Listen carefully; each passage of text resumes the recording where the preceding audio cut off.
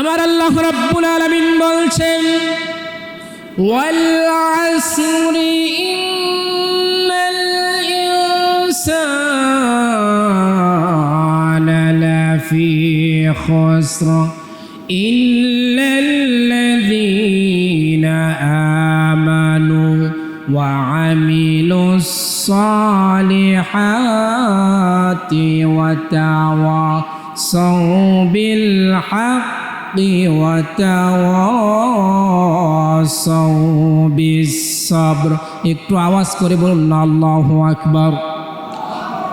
আল্লাহ রাব্বুল আলামিন সুন্দর করে বলছেন পৃথিবীর মানুষ ওয়াল আসর, নিশ্চয় সময়ের কসম, মানুষের জন্য আমি কসম করে দিলাম, মানুষের জন্য আমি শপথ করলাম।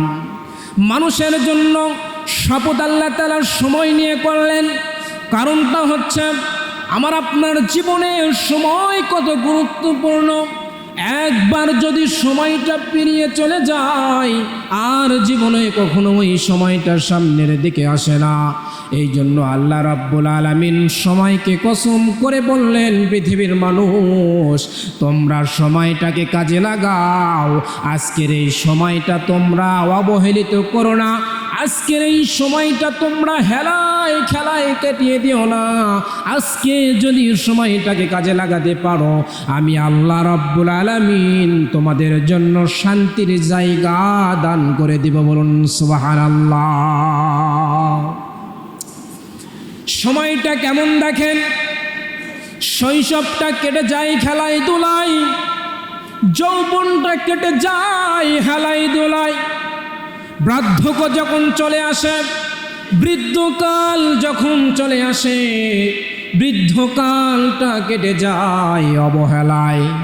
মানুষের জীবনের সময় এক সময় যখন সূর্যের মতো, সূর্য যেমন ডলতে ডলতে এক সময় অস্ত চলে যায়, মানুষের জীবনটা শুরু থেকে যখন আস্তে আস্তে একেবারে শেষ হয়ে যাবে তখন মানুষের জীবনে আর কখনো ওই সময় খুঁজে পাবে না। কথা বলেন ঠিক কি না?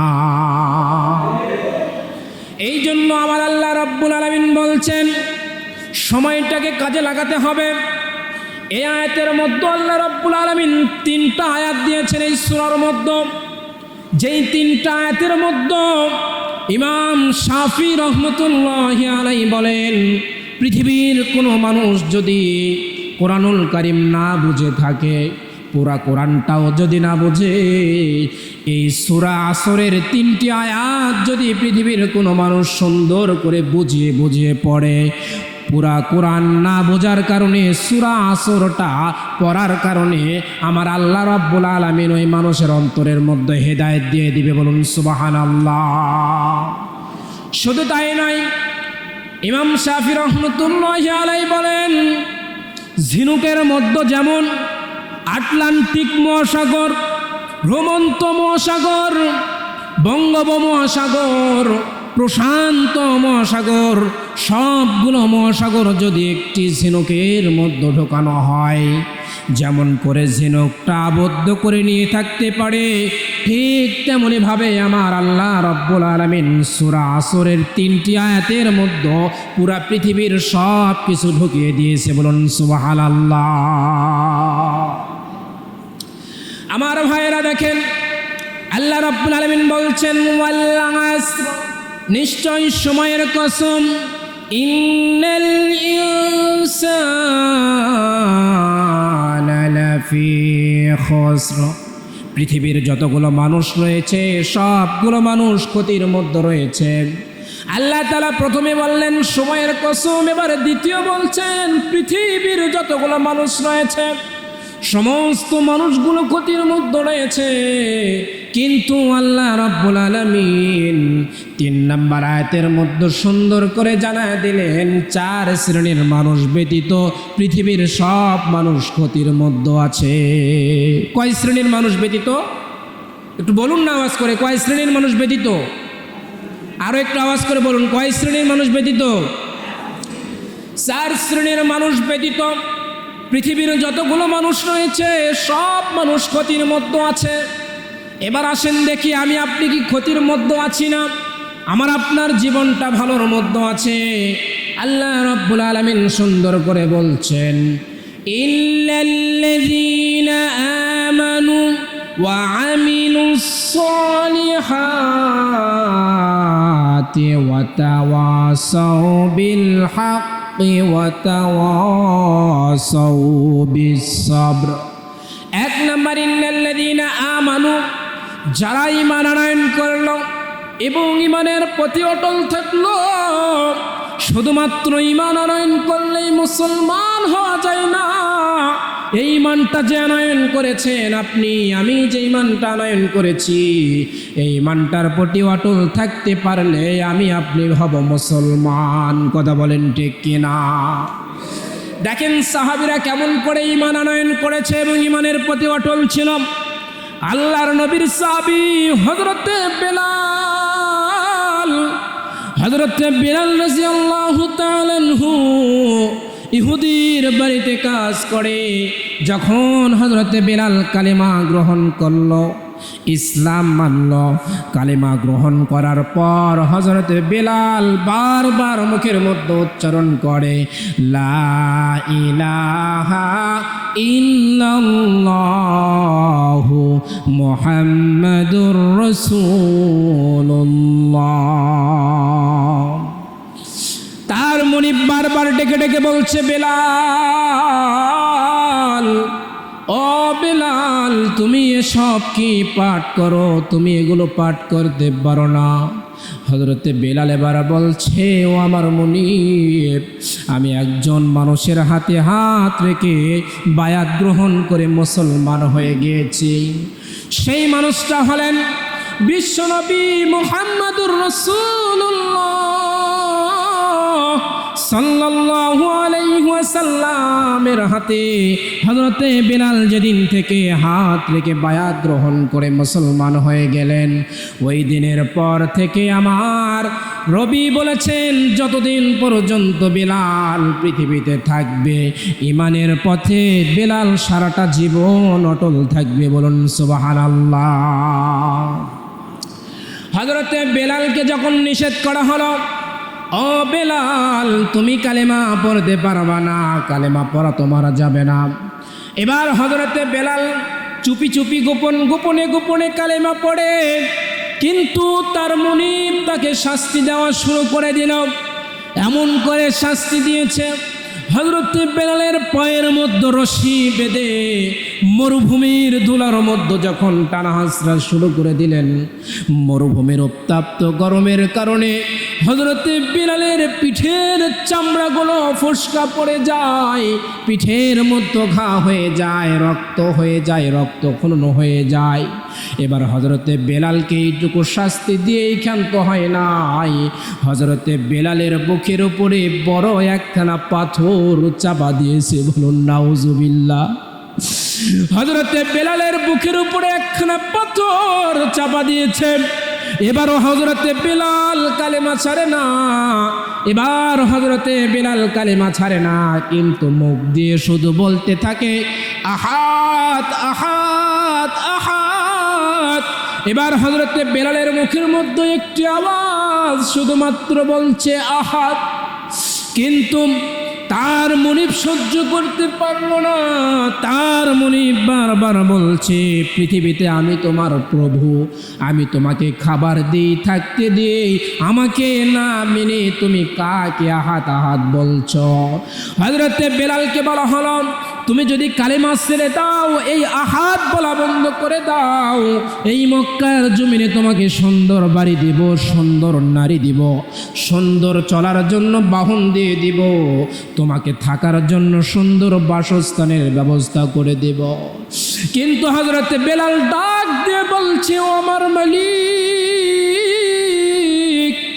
আমি একবার নয়, দুইবার নয়, তিনবার নয়, আমার এই জীবনটা যদি 1000 বার দুনিয়া থেকে আমি দুনিয়াতে জন্মগ্রহণ করব, আবার আপনি আমাকে শাস্তি দিয়ে আমাকে মার্ডার করে ফেলবেন, হত্যা করে ফেলবেন, তাতে আমার দুঃখ নাই, কিন্তু জীবন দিয়ে দিব আমার আল্লাহর কালেমায় আমি ছাড়ব না।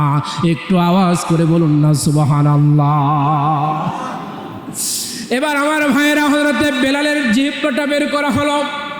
জিহ্বার মধ্যে যখন পেরাক ঢুকে দেওয়া হয়, একটু উপলব্ধি করে দেখেন, একটি জীবিত মানুষের জিহ্বার মধ্যে যদি কাটা পেরাক ঢুকে দেওয়া হয় কেমন কষ্ট হতে পারে। গতকালকে আমার এই আঙ্গুলের একটু কেটে গিয়েছে, তার তীব্রতায় ব্যথার কারণে আমি কাতরাচ্ছিলাম, রাত্রে আমার শরীরে জ্বর এসে গিয়েছিল। আমি যখন হাদিসটা পড়ছিলাম বারবার স্মরণ করছিলাম, আহারে আমার আঙ্গুলের ছোট্ট একটু কেটে গিয়েছে, তাতেই কত অন্তরের মধ্যে আমার ব্যথা, আমার আঙ্গুলের মধ্যে ব্যথা, এমনকি এই আঙ্গুল থেকে আমার ব্রেনের মধ্যেও সিগন্যাল দিচ্ছিল। কিন্তু ওই সময় যারা ঈমান এনেছিল, বেলালের কথা যদি একটু ভাবেন, জিহ্বার মধ্যে যখন পেরাক ঢুকে দেওয়া হয়েছে, কাটা ঢুকে দেওয়া হয়েছে, জিহ্বাটার মধ্যে থেকে গড়িয়ে গড়িয়ে ফিনকি দিয়ে রক্ত যখন মরুভূমির মাটিতে পড়েছে, বেলাল তারপরেও ছাড়ে নাই, বারবার বলেছে আহাদ। একটু আওয়াজ করে বলুন না আল্লাহু আকবার।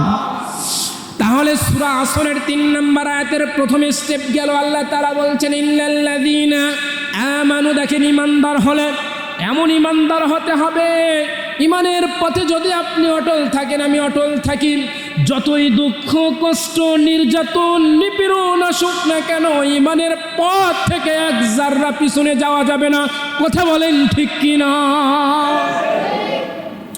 আমার ভাইয়েরা, এবারে 2 নম্বরে আসেন। আল্লাহ রাব্বুল আলামিন বলছেন ইন্নাল্লাযীনা আমানু ওয়া আমিলুস সালিহাত। 2 নম্বরে আমলুস সালেহ করতে হবে, 2 নম্বরে নেক কাজগুলো করতে হবে, ভালো কাজগুলো করতে হবে। নেক কাজ বলতে আপনার জীবনে আপনি যতটুকু ভালো কাজ করে যাবেন, আমার আল্লাহ রাব্বুল আলামিন বলেন فَمَن يَعْمَلْ مِثْقَالَ ذَرَّةٍ خَيْرًا يَرَهُ وَمَن يَعْمَلْ مِثْقَالَ ذَرَّةٍ شَرًّا يَرَهُ। একটু আওয়াজ করে বলুন না আল্লাহু আকবার। আল্লাহ রাব্বুল আলামিন বলছেন, তোমার জীবনে যতটুকু ভালো কাজ করে যাবা, আমি আল্লাহর কাছে সেগুলো লিপিবদ্ধ থাকে, লেখা থাকে।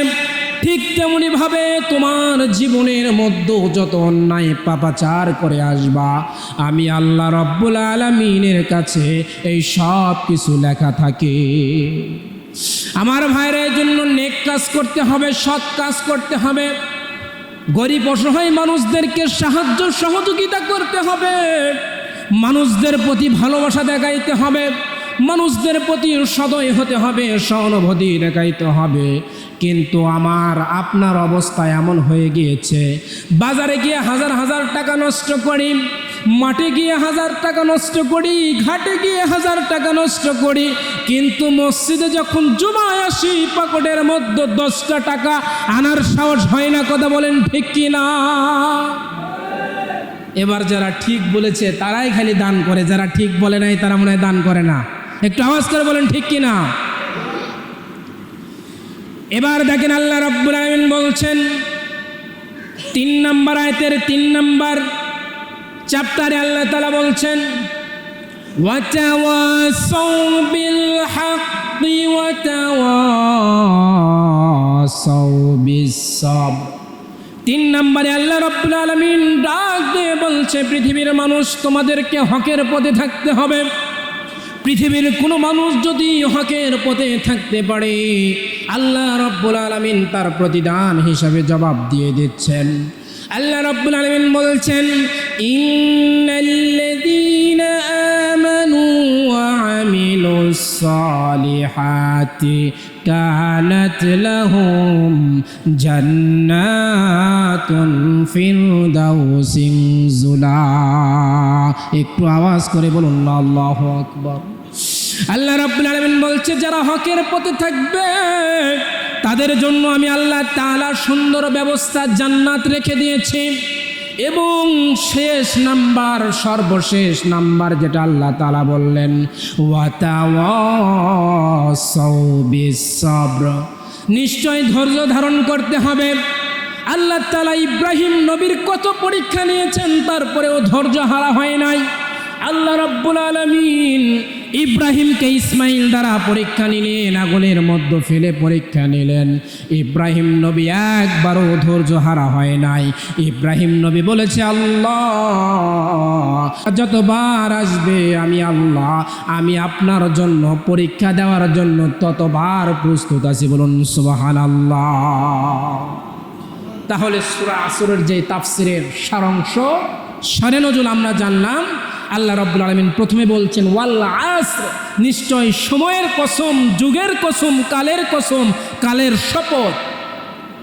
রব্বুল আলামিন এইটুকু বলে কি ক্ষান্ত হয়েছেন? আল্লাহ রাব্বুল আলামিন বলছেন ইন্নাল ইনসানা লাফি খুসর, নিশ্চয় মানুষরা ক্ষতিগ্রস্তর মধ্যে আছে, মানুষরা ভুলের মধ্যে আছে। যদি এই চার শ্রেণীর মানুষরা ক্ষতির মধ্যে নাই, ইল্লাল্লাযীনা আমানু ওয়া আমিলুস সালিহাত ওয়া তাওয়াসাউ বিল হাক্কি ওয়া তাওয়াসাউ বিস সাবর।